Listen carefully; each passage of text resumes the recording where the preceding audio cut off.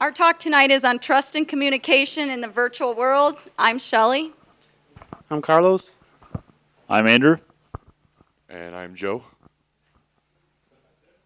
We're going to start tonight with just a real short video. Go ahead.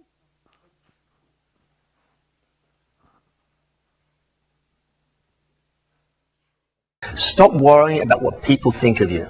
When you're under pressure, people go through one of two mindsets of trying to get their message across, at the same time worrying, what are they going to think? Am I going to be good enough? Are they going to like what I'm going to say? Am I confident?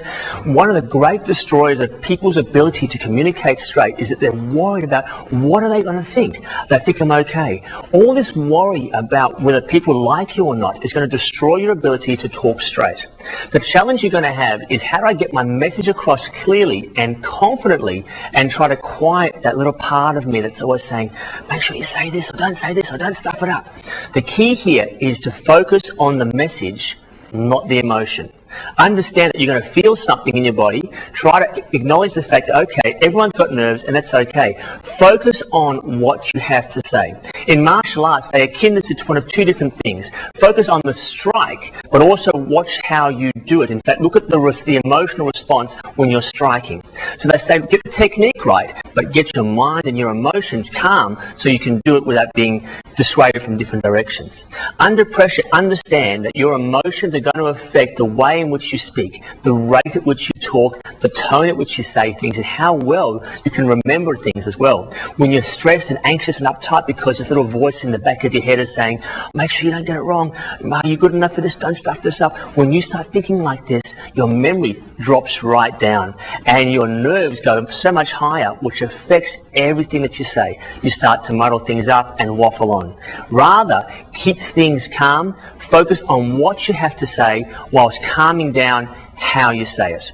Calm the mind, calm the emotions, talk straight.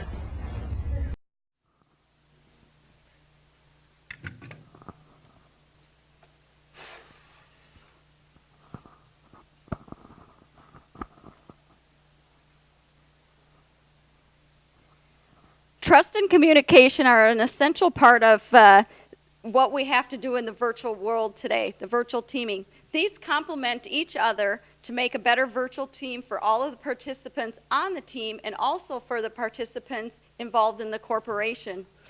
A virtual team can be very successful if they properly communicate and trust one another. However, proper communication and trust doesn't come without effort and participation from all. Without trust, building a true team is almost impossible, and communication is paramount in an adaptive world and is essential to communication and collaboration. Members don't have the convenience to see each other personally on a regular basis to assess their progress. So they have to believe in one another and trust that work assigned to them will be completed to the set standard times, or to the two set standards and on time. Trust is such a virtual part of a successful virtual world, and without it, a virtual team would crumble. Trust acts as the backbone to hold a team together from the beginning of a project to the end of a project. Team members have faith in one another to honor their commitments, maintain confidences, support each other, and behave in an acceptable fashion. When we assign tasks to our fellow team members, we are developing a trust with that individual once they complete their tasks assigned to them. Once the bond has been made, individuals are expected to deliver on the promises they made to their team. When the team sees that the individuals perform their duties as they were prescribed, they develop an even larger trust in that individual. If the person fails to hold up their end of the bargain, the team will lose trust in the individual, which can lead to other group problems regarding reliability and commitment. Once that bond or trust is broken, it's quite difficult to gain it back. The team will constantly be worried about one another's miscue from that individual, which brings resentment and anxiety to a group.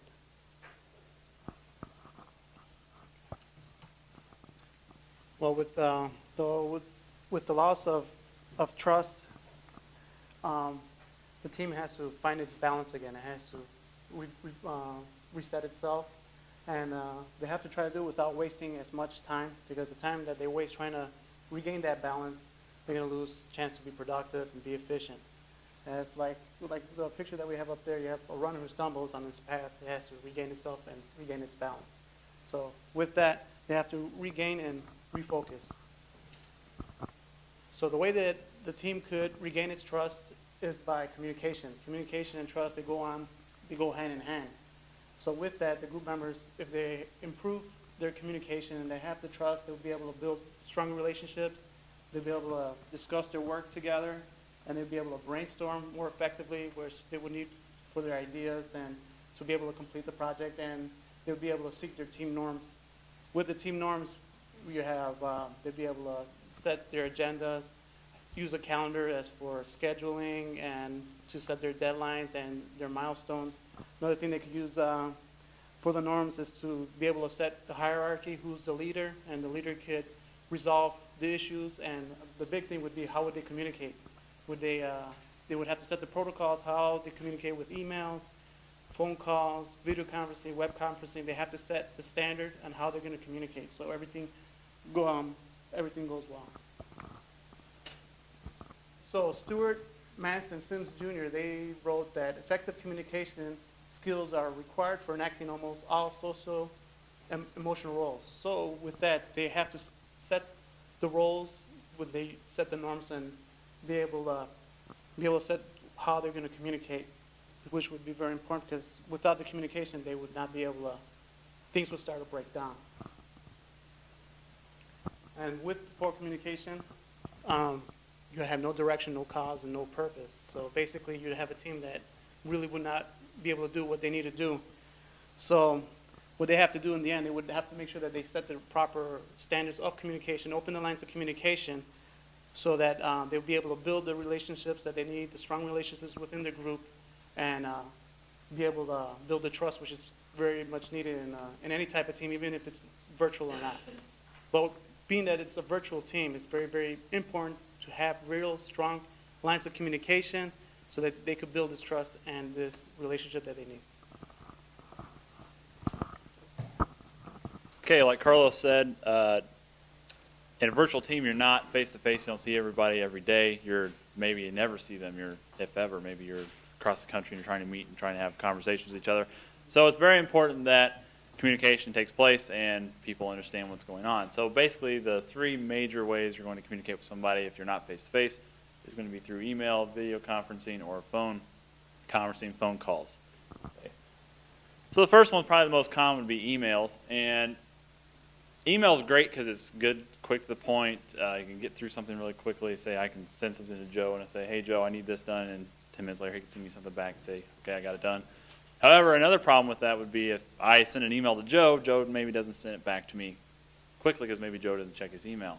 Also, I'm the one that's guilty of that. If anybody in this group, it's not Joe, it's me. So anyway, also with emails, it's difficult to decipher or your emotions, whether you're being sarcastic or not. Obviously, in emails, you can't be sarcastic. You know, oh, hey, Shelly, that PowerPoint was really awesome. Well, and it was, by the way, it's really good. But in an email, if you put that PowerPoint's really awesome, it reads like, hey, that PowerPoint was really awesome. Also, you got to avoid all caps. Say I'm emailing Connie and I say, hey, Connie. If I put all caps, it'd be, hey, Connie! So you kind of got to avoid that too, because it's shouting. People read that as shouting. So I'm trying to liven it up here a little bit. So like I said, conversations can be taken the wrong way, and you could come off acting like a jerk like I just did. So there you go. Phone conversations, a little easier because you have that tone. You can read somebody's tone in their voice when they're telling you. Like I said, that sarcastic bit with Shelly, you can read that sarcasm in their voice. You can tell if they're serious or if they're relaxed. Most of the time I'm relaxed on the phone. So However, you're still missing out on body language. You know, the eye rolls, the eyebrow raise, that kind of stuff. The hand gestures like I'm doing here.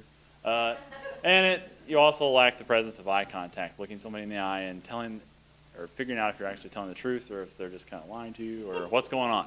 So, and now I'm going to hand it over to Joe. He's going to talk about video conferencing. Video conferencing is great because it allows groups to communicate and to work together from either small distances or to even large distances across the world. We use some video conferencing for some of our group meetings. Instead of getting together on campus or things like that, we would just do kind of online interactions with each other, and that would help through getting through projects and things like that. It's great for the distance learning, where one group could be here and another group could be somewhere else, and you can still get the things that you want done without necessarily being right in front of each other. Some benefits here to video conferencing is you can feel like you're sitting in a room with your group members when you could be across the world or across the globe, or I guess the state. If in our case it's across the city and just Champaign, but it allows you to communicate over greater distances. Communication regarding virtual teams and conferences is best because it members can spend more time working together if they can communicate and they can come together with things and can agree on things. It allows for more time to work if you can communicate well, and it deters stress because everybody knows kind of what's expected of them, and things are kind of clear cut as opposed to being kind of vague and ambiguous. Problems arise regarding communication if teams can't sort things out. As a team, if they can't work out things together, then communication issues can arise, and you need to have careful planning and implementation must go into your virtual teams.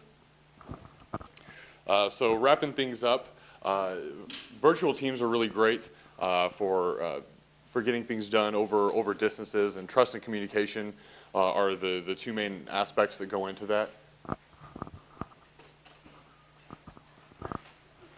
Trust can be developed from communication to make a stronger team, and a virtual team can be assembled and forced to operate in the workplace without trust and proper communication, but these things make for a successful virtual team.